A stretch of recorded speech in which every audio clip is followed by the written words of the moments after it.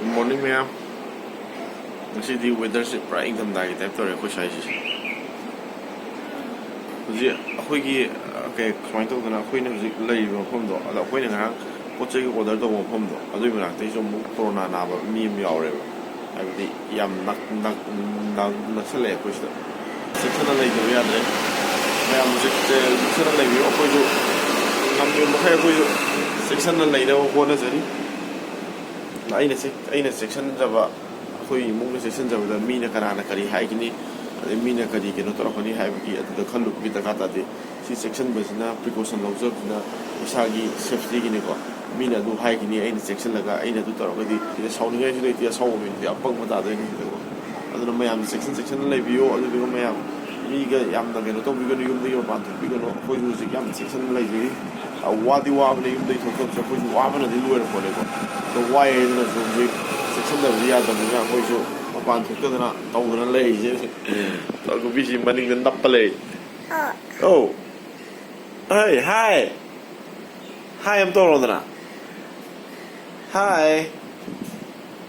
hi to ro kai no ba di ngai do si tok salo si nang le ri da hi yeah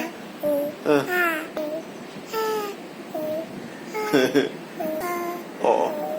ngasi di weather ji supra winter gi type tawre ba na ma je ing khar ing wo posal la tam bane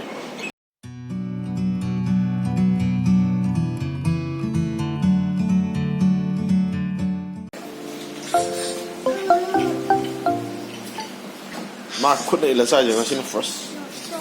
cha go bi how bro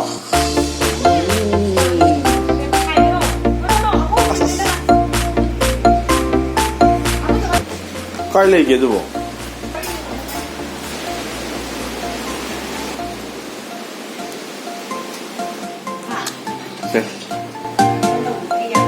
na ngai chwa na khun na indra ga hu ji khun na im ba do ala mo na su kai no ma cha hong sa le cha hong sa sa le ga san ta ni sa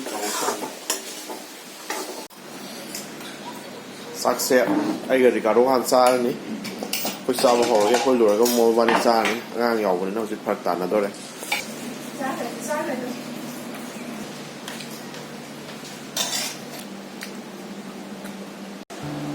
ga si jo mo ga nong su re ko sai je ti heng nong su ne ing ba na su lo re ing tham da gi tap to re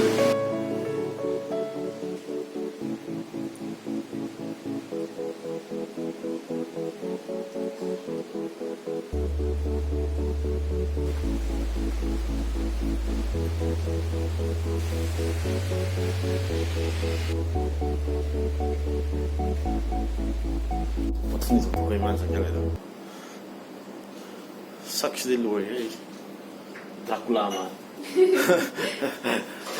ai hàng tum rồi chứ quay chứ đây được được học cái này tôi video om happy xong đó sa thằng cái thầu nó hậu đấy sa sẽ ai cái sang hàng này là ai hana thằng hậu đấy mới na sang ông thằng này nè sa sẽ khuyên được thấy chứ ai cái khuyên ta cái này à khuyên sang cái ta sa thằng tiếc khuyên Ricardo sa thằng tiếc à tôi nói bạn này thằng sa thấy chứ ai là sang hàng thằng bắt được rồi mà nó sang ông thằng ở đó toàn ium tôi lưu thủ kia tôi cái mà khát ta giờ cái khuyên Ricardo sẽ ium giờ lui mà thùng địa xong aku bikin sendiri dengan som lagi,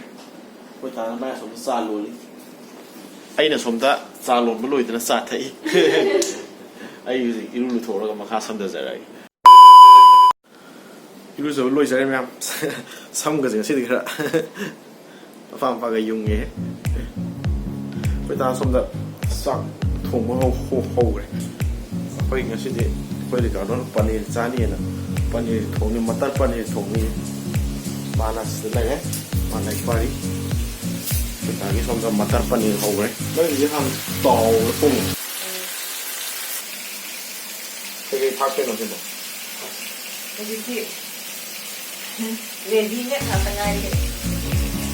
Tomato pun nanti pakai nanti. Tomato tu hari kita kali fresh lagi tu. Kau isi dengan otak kapur, macam tu.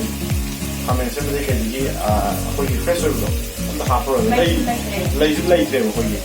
and tomato na han lay gibdo ꯄ꯭ꯌꯨꯔꯤꯗꯣ ꯉꯔꯥꯡ ꯑꯣꯏꯔ ꯃꯥꯜꯂꯦ ꯉꯔꯥꯡ ꯂꯩꯈꯤꯕ ꯄ꯭ꯌꯨꯔꯤꯗꯣ ꯑꯗꯨ ꯍꯥꯞꯄꯅꯤ ꯑꯗꯨꯗꯨꯒ ꯑꯇꯩ ꯀꯩꯅꯣ ꯈꯔ ꯍꯌꯦꯡꯗꯒꯤ ꯕꯖꯥꯔ ꯆꯠꯂꯨꯁꯦ ꯑꯩꯈꯣꯏꯒꯤ ꯉꯁꯤꯗꯤ ꯄꯅꯤꯔꯁꯦ ꯑꯩꯈꯣꯏ ꯔꯤꯀꯥꯔꯗꯣꯅ ꯄꯅꯤꯔ ꯆꯥꯒꯦꯅ ꯇꯧꯕꯗ ꯄꯅꯤꯔꯁꯦ ꯑꯩꯈꯣꯏ ꯐ꯭ꯔꯤꯖꯇ ꯑꯗꯨꯝ ꯂꯩꯁꯜꯂꯒ ꯍꯥꯞꯆꯜꯂꯒ ꯊꯝꯃꯦꯕ ꯑꯗꯨꯗꯨꯅ ꯑꯗꯨꯗꯒꯤ ꯀꯨꯏꯔꯕꯅꯦ ꯑꯗꯨꯒ ꯁꯨꯃꯥꯏꯅ ꯇꯧꯔꯒ ꯃꯥ ꯆꯥꯅꯤꯡꯉꯦ ꯍꯥꯏꯕꯗ ꯑꯩꯈꯣꯏ ꯇꯥ ꯊꯣꯡꯒꯤꯖꯕ ꯁꯣꯝꯗ ꯑꯩ ꯁꯣꯝꯗ ꯏꯁꯤꯡ ꯑꯝꯇ ꯆꯥꯏꯔꯨꯈꯤꯒꯦ ꯑꯩꯈꯣꯏꯒꯤ ꯃꯔꯣꯏ 시름 나름바 khara leibdo adu ising amda chai madu ising chai bidradi soyna chigani sirum narum leibdo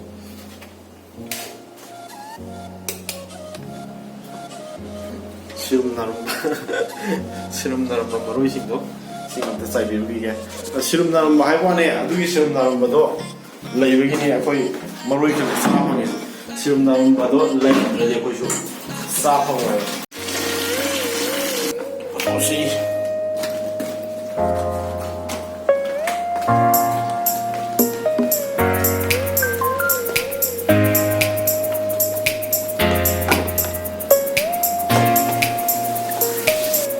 ꯑꯩꯈꯣꯏꯒꯤ ꯃꯔꯣꯏ ꯈꯔꯒ ꯁꯤꯔꯨꯝ ꯅꯥꯔꯨꯝꯕ ꯈꯔ ꯍꯧꯖꯕꯗꯣ ꯁꯤꯔꯨꯝ ꯅꯥꯔꯨꯝꯕꯁꯤꯡ ꯁꯤꯗꯅꯕ ꯏꯁꯤꯡ ꯆꯥꯏꯕꯤꯔꯒꯦ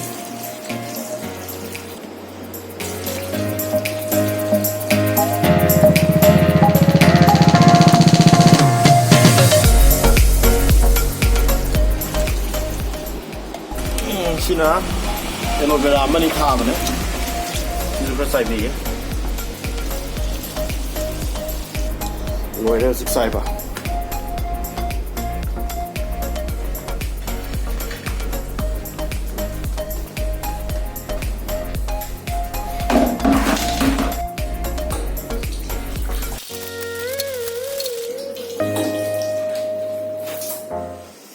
tau loire mais Kailan din ako kasi doon ako.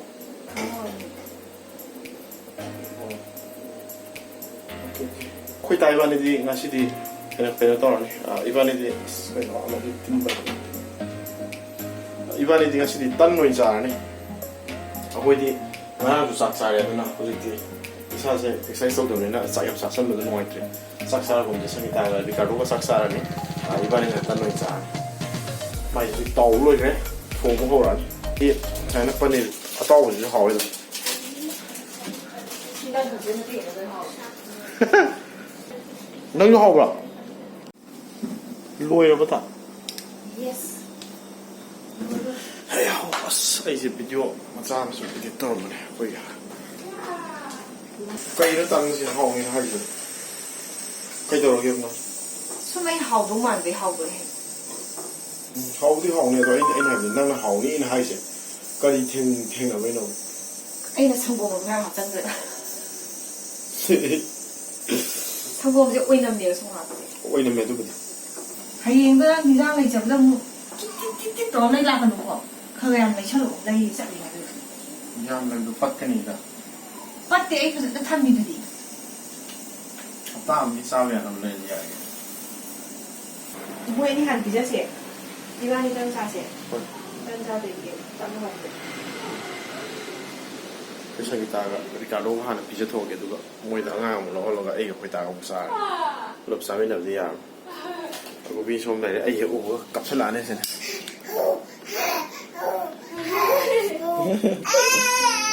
to yo cha ôi cha ôi cha ôi cha sao rồi bố cha sao rồi bố cha sao rồi bố sao đấy cha gì lo bà bông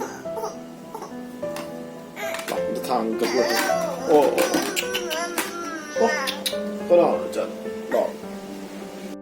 lo nó pa mi nô đó nè tao rồi nè cha sao rồi bố cha cha hello bố cha cha hai mà cha hai đã tao cô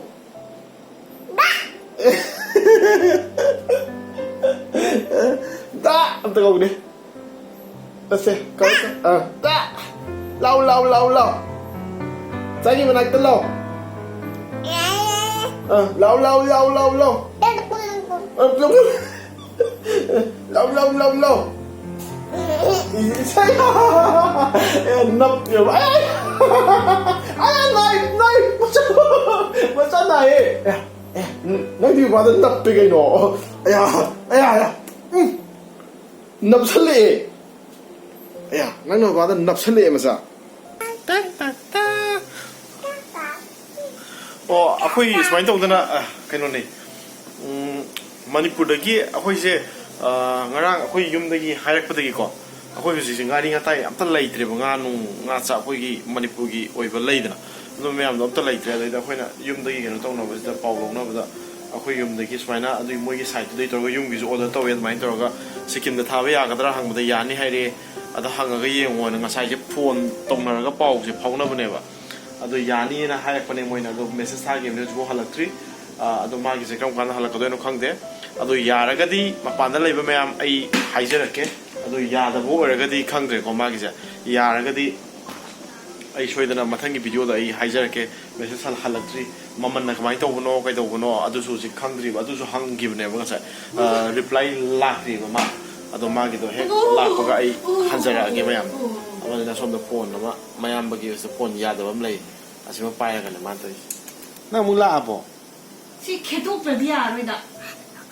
yu la mani da si ta re shwa ji wang ai han hui han se sing ko khoto ko da ri mu ala la pai chala ga mu yo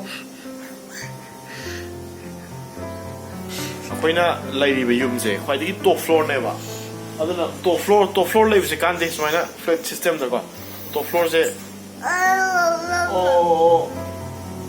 mathak kaino to adugi matam adugi mo ta akoi gi smaina slope level moi mathak se slope flat oi ba oi de ba flat oi da no mathak de sa da gi ni man hoi do budi top floor or ju phadana sa ba phadana sa dre na to si de si loina nong loina kaino to akoi phaglang se kai myam si si building si yam kui go building na te ba ka chu sahi ani ahum chu ba da hum nai de ka su re khoi si manga akhoi le sahi manga mu ki sur mal sahi manga da smai loina ka shan ma ho jale why na class 3 kai na le ra okay ai di kau kai di 3 ne da class ka kai na to da na ma sai manga mu su la ba ni ne he to si gi se ma ko ku se se ta ri si se ana somdo station smai ai tau re ba sem ba gi bu de haina ba ne do sem ni no ju sem dri ko jung hai ri semak pa si smai ni kai la ni pai sum kai la sum le ne som na kan da sune tai jong yam kui ba kai no na te ba yam na ko ju kana no phazan lai ni ngoi de no han de yum sa yum kai no ne have the yum je na loi lai ni nge ba ai su ngai ri mi su ngai karam plus akhoi sa gai ne to mane akhoi ne sangai ba yum ne ba hana mi hana lai ramaga akhoi ne ko na changa lai yum na te ba adu bo ti o se hi manga la phikam ta le yum tama saksa lu no ya bawa ni kat lu ire hozik akhoi guitar no mu lak to re ai si ka se tholo ai sak che noi thok pe tap to is kai gi ati ya sa sing mai ni kai no mai ga si chau chau thok pe tap to ji moi sao rồi rồi giờ akhoi gi amo ho si lau la akhoi gi na se tan top lo re sa tha re akhoi ju tan ho ga cái gì đó tại gì chuyện đồ hỏa chạy nào mà còn sẽ để chuyện đồ áo ấy cây mà nó hay khá lắm đá bù đá gì đá phun gì nhỉ em xin chị diaper saya nama mang dangan gini na Amazon lagi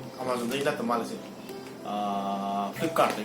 lagi lagi gitu macam kami bilang mana bang mau si Himalaya gini diaper si ini lagi macam dah review sih yang pasai na review yang pasai gitu kok ada lagi lu mana diaper sih tu yang betul kayak tu bang atau angang sih tu masih kya comfortable ui tiap hujik hobi tu ui ni bang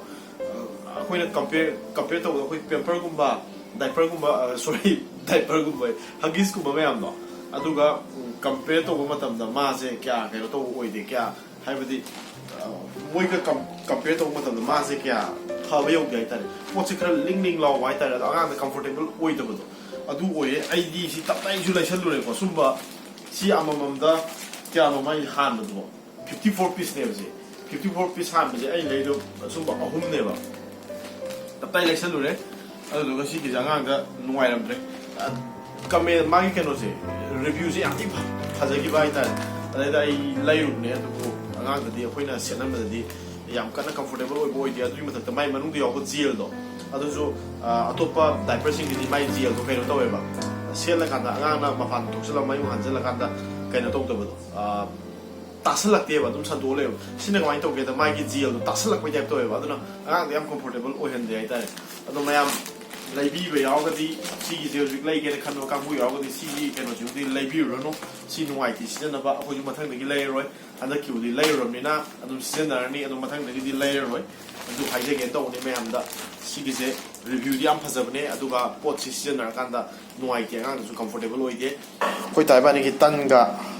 panir ga to silai ma san na ba sem sa ba loi gre ma ge de se ai ju sa ra ma ge na gi ga ha pa na nap law ai ge khang law to bi si bra bihari chinjak ni to de til ho ma ne tan tan na ma nim ne so ma'am sim ta sa gi ge sa ba si ti ke no to ja roi ge sa tho ga ma kha ta ja ra ge ku sa to ke tan ma tan ba ko ta ju cắt khai mai rồi sa bắt thắc lôi đấy mẹ mà xí cái gì khôi khôi dịch tum nữa nó xem sao quá không giờ đấy cái Bye, brush and door. bye bye bye bye tông không bye bye bye bye bye bye sao là bye bye tông này ai cái thế này bye bye cái thế này bye bye lotion lagi ma'am masih gitu video sih nuai lagi ma'am like to people subscribe to people kau people no hayang mau no video mana hena nuai video mana mana kau no jadi masih gitu ma'am see you nih video kita makta thank you very much good night Chung thara kan ni. Good night.